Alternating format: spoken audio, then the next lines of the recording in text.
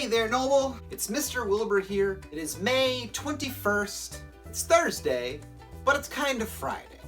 So that means it's time for Feedback Friday, Thursday edition. Let's dive right into it, shall we? Seeing how you liked the first artwork, I drew your small little dog as if they were an Animal Crossing villager. Seeing though almost everyone else has the newest game, Animal Crossing New Horizons, and I'm still stuck playing New Leaf. Come here, Nori, someone drew you. Come here. Come here. Look at you. You're a pretty little Animal Crossing villager. Look at you. Looks just like you. Good job. Good job. Thank you so much. That's awesome. Again, I normally don't say who sends in these emails, but Faith McIntyre has drawn both me and Nori. Thank you so much, Faith. This next email is in regards to yesterday's video. I couldn't comment on the video, but I must inform you that today's video may just in fact be your 9th symphony.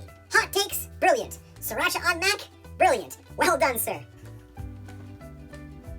Thank you. You never know what is going to resonate. I've actually heard from a fair amount of people that they really liked yesterday's video. Oh, what's the secret? Well, what about that one? I like that one. I'm actually trying to think back on past videos, and I honestly can't remember a single thing I've ever talked about up here.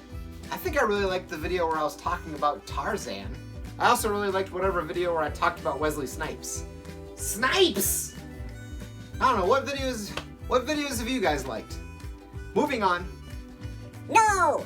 To find out your actual house, you have to go to the official website for Harry Potter. It's called Wizarding World, and once you make an account, you can take the quiz to find your house. You can also find your Patronus and your wand type, which is also pretty cool. A lot of people cried foul about the fact that I used a random Instagram filter to find my Harry Potter house instead of going through the official channels. I just did it because I thought it would be funny. But you're absolutely right. If we're gonna do something, we're gonna do it. Anything worth doing is worth doing right. I went on to Wizarding World, formerly known as Pottermore. I took the quizzes, did my due diligence, and here are the results. My wand is made of fir wood. It has a unicorn hair core, and it is 10 3/4 inches long with a pliant flexibility. Okay, my Patronus is a deer hound. How about that? I don't even know if I've ever seen a deer hound in real life. Amy, have I ever met a deer hound? Amy, are you in here? And finally, the moment you've all been waiting for, what house do I belong to? And the answer is Hufflepuff. That's right, exemplifying the values of hard work, patience, justice, and loyalty. I have now joined the ranks of such famous Hufflepuffs as Nymphadora Tonks, Newt Scamander. By the way, a lot of people don't seem to like the Fantastic Beasts movie. I think they're awesome. And of course, arguably the co-winner of the Triwizard Cup, Edward Cullen in a parallel universe, future Batman himself, Cedric Diggory. So there we go. I really look good in green though. Kinda wish I was a Slytherin.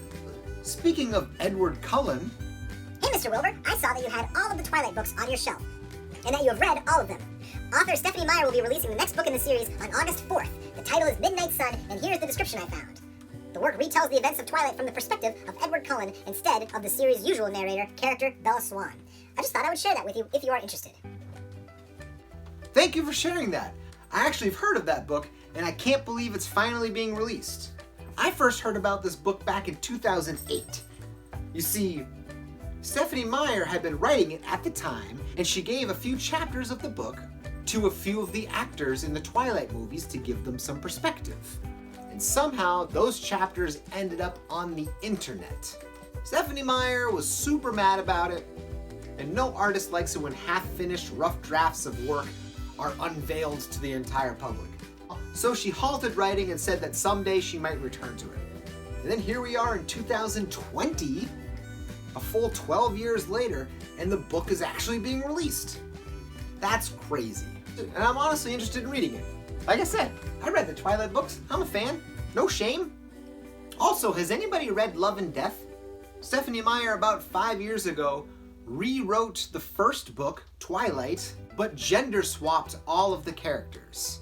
This was in response to criticisms that the character Bella was a damsel in distress who needed Edward to save her. The entire power dynamic between the two characters, many critics have accused of reinforcing unfair gender stereotypes. Stephenie Meyer always insisted that Bella always needed saving, not because she was a woman, but because she was a human and Edward was a vampire, and she just happened to write Bella as female because she was female, and she was writing it from her own perspective.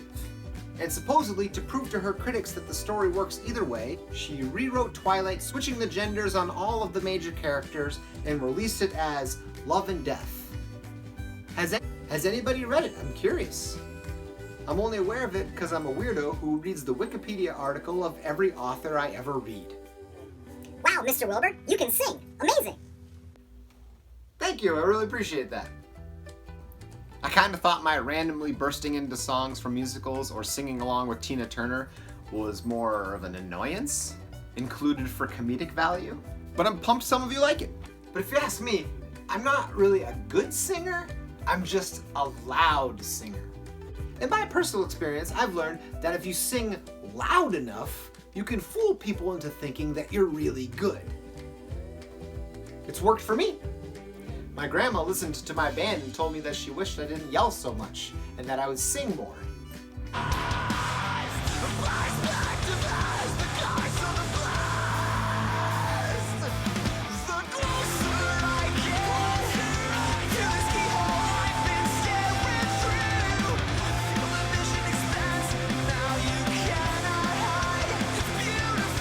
That reminds me, I promised you guys a while back that I would sing an 80s pop song for all of you.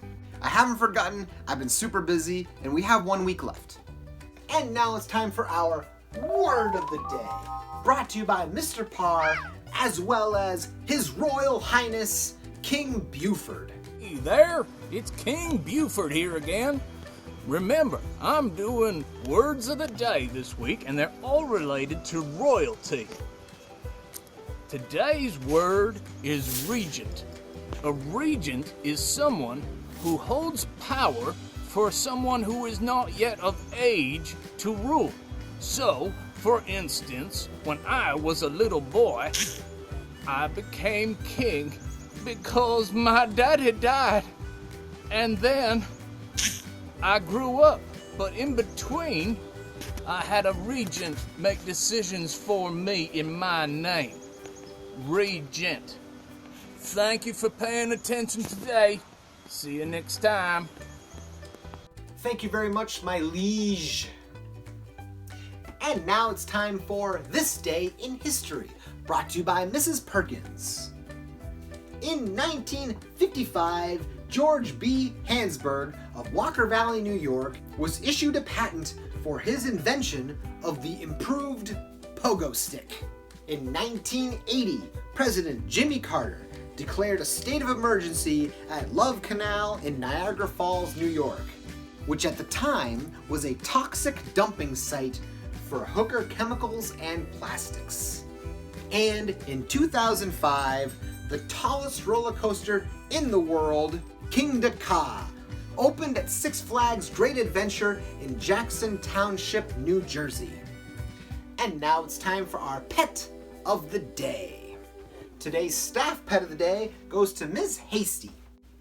This is Maggie and Harper watching for squirrels.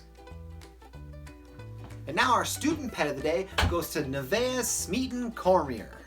This is Nevaeh and Isaiah jumping 2 foot, 2 foot 2 inches, and 2 foot 3 inches jumps.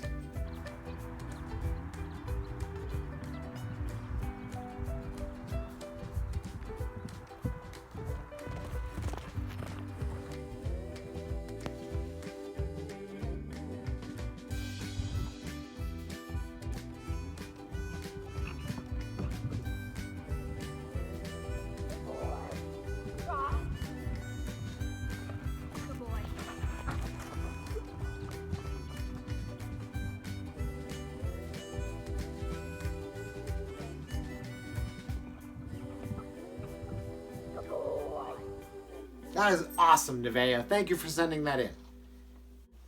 And that about does it for today. So at this point, please rise and join me in the Pledge of Allegiance. I pledge allegiance to the flag of the United States of America and to the republic for which it stands, one nation, under God, indivisible, with liberty and justice for all. All right, everybody, have a great long weekend. And remember, stay noble, knights.